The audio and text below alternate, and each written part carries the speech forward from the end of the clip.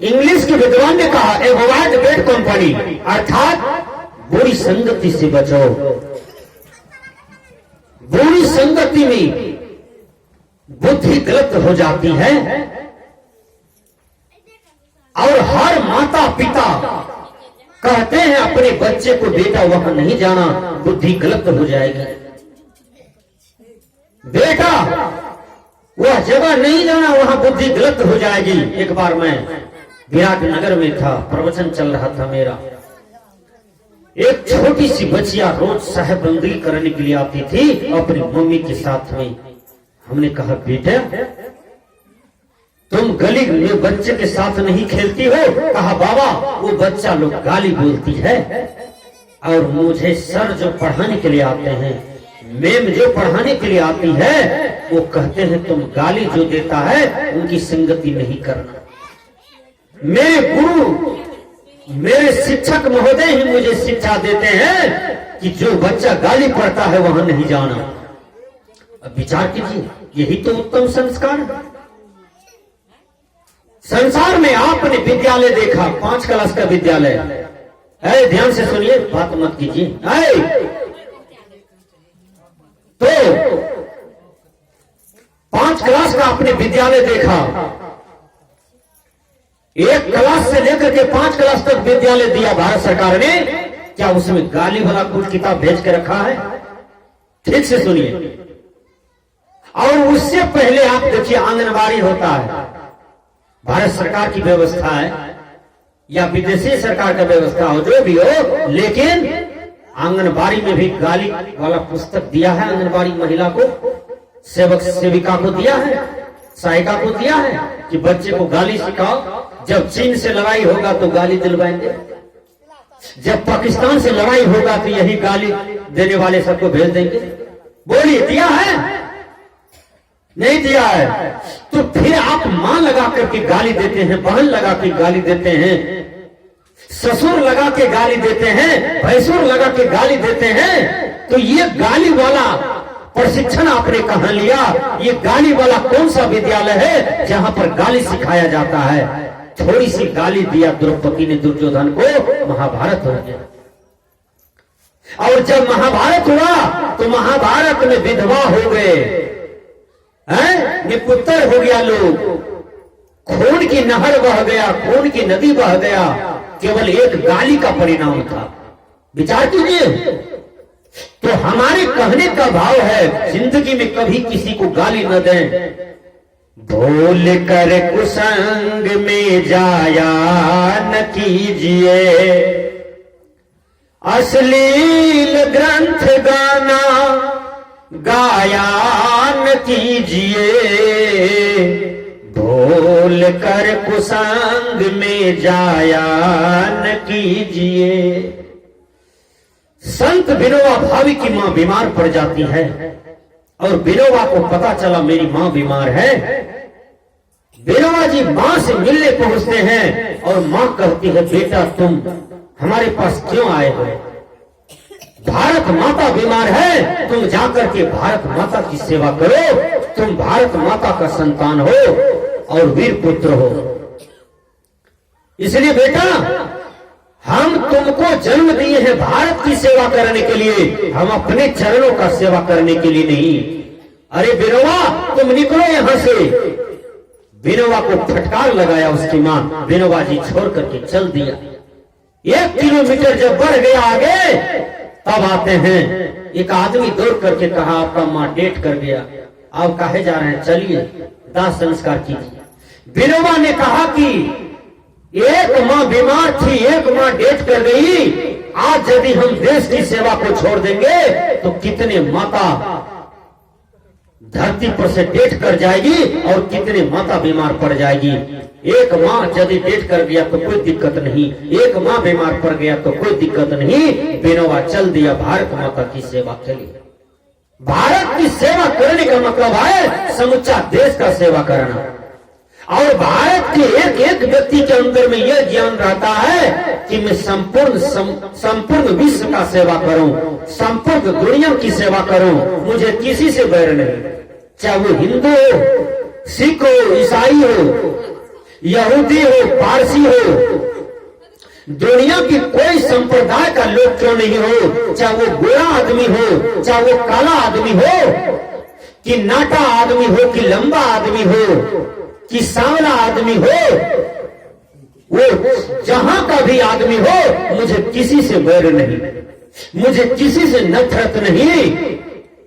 हमारे देश की एक बहुत बड़ा शिक्षा है कि हमारे भारतवासी सबको गला में गला मिलाते हैं, चाहे वो अमेरिका का लोग हो, कि रूस के लोग हो, कि जापान के हो, कि पाकिस्तान के हो, हमारे भारतवासी के अंदर में कोई भेदभाव नहीं है। यही तो आपका खूबी है, आपने सबको गला लगाया और ये आपका पहचान है, ये आपकी उदारता है।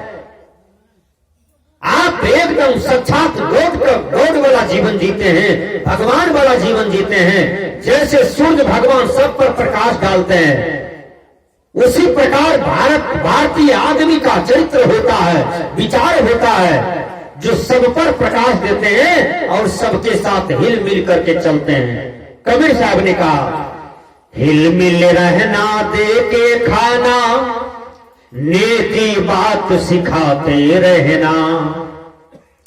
कहे कबीर सुनो भाई साधो, जपना सदगुरु नाम, नेकी कर ले रे मन, दो दिन का मेहमान, नेकी कर ले रे मन। यहां पर सब 2 दिन का मेहमानी है। जब कोई मेहमान आपके यहां आता है तो 1 किलो रसगुल्ला है, या तो 2-4 पॉकेट बिस्कुट है, या तो 2-4 पॉकेट भुजिया है, या तो कुरकुरे लेके आया है। विचार कीजिए, जब कोई संदेश आपको देता है तो आप खुश हो जाते हैं कि मेहमान जी आए, और मेहमान को आप 56 प्रकार की सब्जी बना के खिलाते हैं। मेहमान जी भी खुश हो जाता है कि हमको भी यहाँ पर आदर हो। वही मेहमान कुछ काल रहता है, कुछ दिन रहता है, कुछ समय रहता है, फिर मेहमान 2 दिन के बाद विदाई लेता है और अब जहां से आया था वहीं चला जाता है। उसी प्रकार आप जहां से आए हैं एक दिन वही चले जाएंगे। आप मेहमान हैं, आप यह संसार में मेहमान हैं। जैसे कोई मेहमानी आता है वो चला जाता है, उसी प्रकार ही जहां से आप आए हैं वहीं से आपको चला जाना होगा, वहीं चला जाना होगा। यहां पर जो अटक जाते हैं उसी को दुख होता है। एक मेहमान जी चले गए मेजबानी, ध्यान से सुनिए।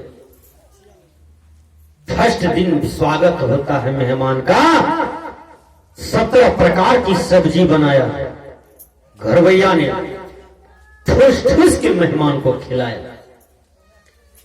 फिर मेहमान जी सोचा कि इतना बड़ा सुख कहां मिलेगा, ठंडी का मौसम है, क्यों नहीं यही सुख में जीवन बीत जाए। फिर दूसरा दिन मेहमान रह गया।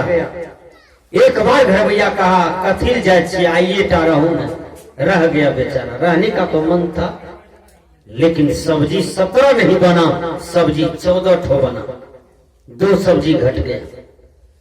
फिर तीसरा दिन मेहमान अपने मन से रह जाता है, और जब अपने मन से रह गया तो सब्जी बना 12 ठो। फिर चौथा दिन मेहमान रह गया, अपने मन से सब्जी बना 10 ठो। मेहमान जी अटक गए कि स्वागत हो रहा है, इतना बढ़िया सम्मान कहां मिलेगा। मेहमान जी घरवैया के यहां ही आसन धर लिया कड़कड़ा के। एक दिन एक सब्जी पर आया, एक दिन छुच्छे भात दिया। तो जिसके यहाँ मेहमानी आया था उसका बड़ा बेटा सोचता है मेहमान बड़ी थेथर बुझवे छे, जाके नामे न ले छे। यानी मेहमान थेथर बुझाता है, जाने का नाम नहीं ले रहा है। ये मेहमान को कैसे निकाला जाए यहाँ से। तो उसका बड़ा बेटा खल्ली से लिख दिया, ईटा का दीवार था, क्या लिख दिया, मेहमान जी कृपा करके अपना घर जाइए हम लोग कमाने खाने वाले हैं, इतना दिन तक स्वागत नहीं कर पाएंगे। वो बेचारा पढ़ लिया लेकिन फिर भी अटक गया। देखिए, एक दिन छुच्छे रोटी दिया, भात नहीं दिया, छुच्छे रोटी दे दिया, नमक दे दिया, फिर भी बेचारा रह गया। एक दिन लिख दिया फिर खल्ली से, मेहमान जी मैं बहुत स्वागत किया आपका, आप कृपा करके घर जाए। लेकिन फिर थेथर बेचारा नहीं माना, फिर रह गया। फिर तीसरा दिन बेटा उसका कहता है मुंह फोड़ करके, मेहमान जी आपने बहुत रहा यहाँ पर, अपना घर जाइए, घर में भी आपको बहुत काम होगा। तब वो थेथर बेचारा साइकिल लिया, अपना घर की तरफ गया। बहुत अपमान सहा, जिसको एक ठोना का गल्ला भर स्वागत हुआ था, अब उसको एक दिन मुंह फोड़ करके जवाब दिया और वो वहां से निकला। उसके बाद वो चला गया। विचार कीजिए, हमारे कहने का भाव है कि आप यह संसार में आए हैं तो एकदम यहां अटकिए नहीं। यहां अटकिएगा तो यह संसार में आप भटक जाइएगा।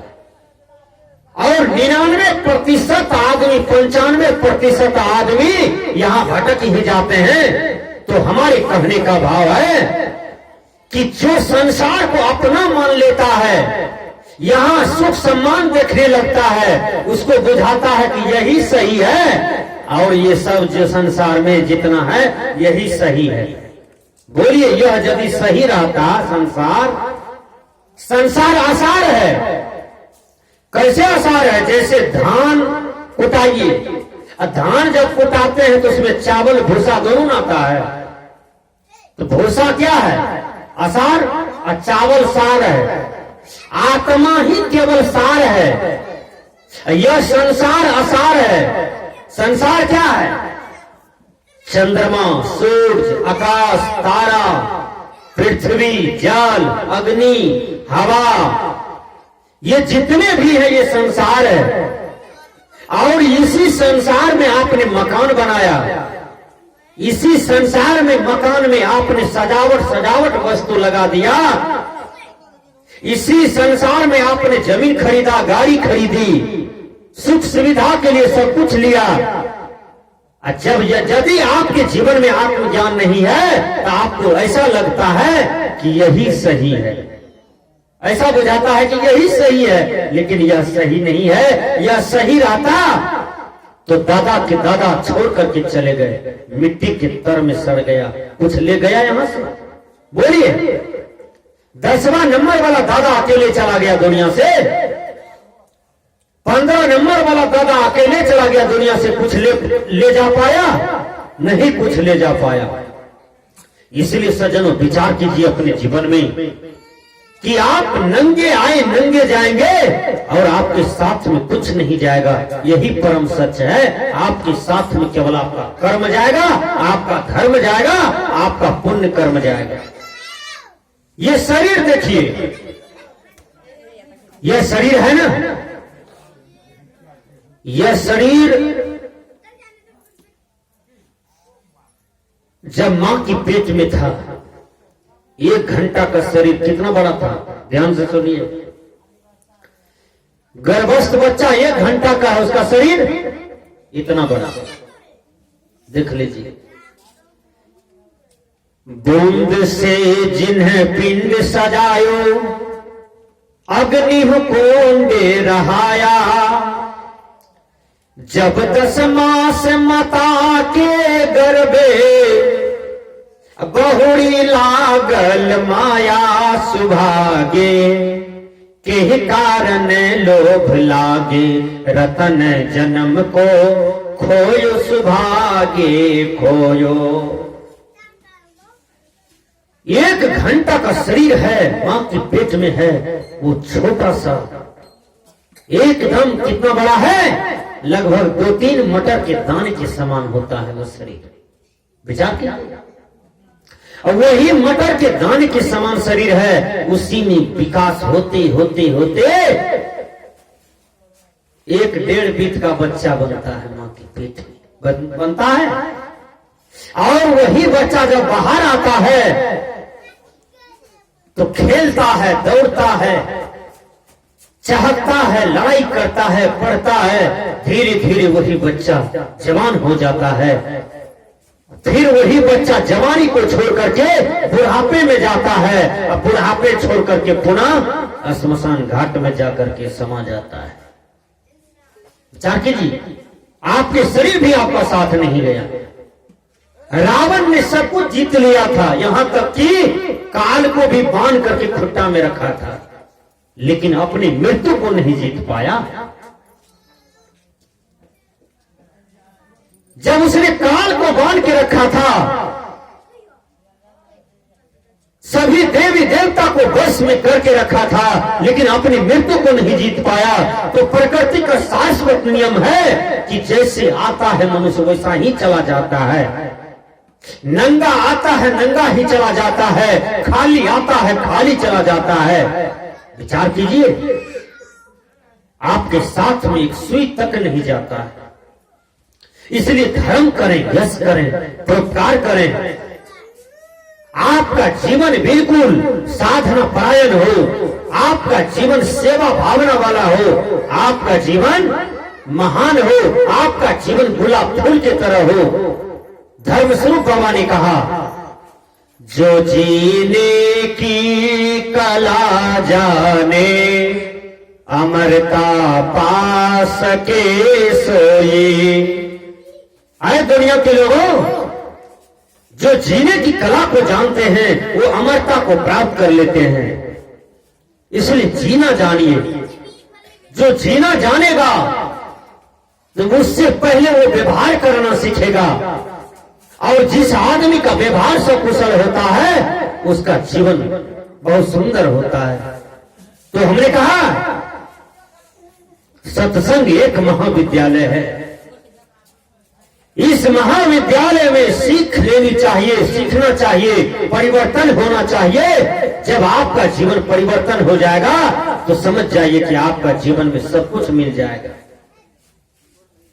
आपकी खुशियां आपके अंदर में है, आपकी हंसी आपके अंदर में है, आपकी संपत्ति का खजाना आपके अंदर में है। लेकिन कबीर साहब ने कहा, घूंघट के पट खोल ले तो को पीव मिलेंगे। भौतिक विकास हो कि आध्यात्मिक विकास हो, जब तक आप अपनी आत्मा पर से आवरण को नहीं हटाएंगे तब तक दोनों में से आपको किसी का विकास नहीं होगा। आत्मा पर जो मल है, आवरण है, उसको हटाइए, आपका दोनों विकास होगा। इसलिए हमने कहा कि सत्संग एक महाविद्यालय है, आपको परिवर्तन होना चाहिए। सेठ जी का नौकरानी कहती है कि महात्मा जी, मैं चवन्नी को चुरा करके एक बोरा रखी है, वो चवन्नी का अब क्या होगा? मैं तो बहुत पाप किया हूं, अपने मालिक से चोरी किया हूं। देखिए, कहानी सुनिए और घर में भी जाकर के सुनाइएगा। वो क्या करती है, एक बोरा चवन्नी ला करके राजा साहब सेठ के आगे में रख दिया। कहा, महाराज ये रुपया आप ही का है, मैं आपसे चोरी करके रखी थी। हाट जाती थी आपका सब्जी लाने के लिए और उसी में से चरन्नी बचा लेती थी। ये रुपया लीजिए महाराज। राजा ने कहा, सेठ ने कहा, मुझे तेरा रुपया नहीं चाहिए नौकरानी, तुम भी अपने बाल बच्चा के लिए चोरी किए हो, ले जाओ रुपया। अब वो पूरा रुपया उठाया कांधे पर और कहा, जाता हूं गुरु महाराज को दे दूंगा। गुरु महाराज के पास गए, कहा, बाबा आपने मेरे जीवन को परिवर्तन किया है, बदल दिया है, इसलिए बाबा ये लीजिए रुपया। वो महात्मा जी ने कहा, महात्मा जी कहते हैं, महाराज बेटी ये रुपया मुझे नहीं चाहिए, इसको तुम सत्संग करा करके अब भंडारा करा दो, इसी में तुमको सफलता है। अब विचार कीजिए सज्जनों, सत्संग करके भंडारा करा दिया, अलगे से सत्संग करके भंडारा करा दिया और वो नौकरानी का जीवन बदल गया और नौकरानी का जीवन परिवर्तन हो गया। विचार करने की बात है। और नौकरानी को यश मिल गया। तो ये संसार में आपने जितने भी कुकर्म किए हैं उस सारे कुकर्म को चढ़ा दीजिए गुरु के चरणों में, आपका जीवन बेदाग हो जाएगा, आपका जीवन महान हो जाएगा। यही सत्संग है, यही महाविद्यालय का दिन है कि आपका जीवन जो है सत्संग बदल देता है, आपके जीवन को सत्संग परिवर्तन कर देता है।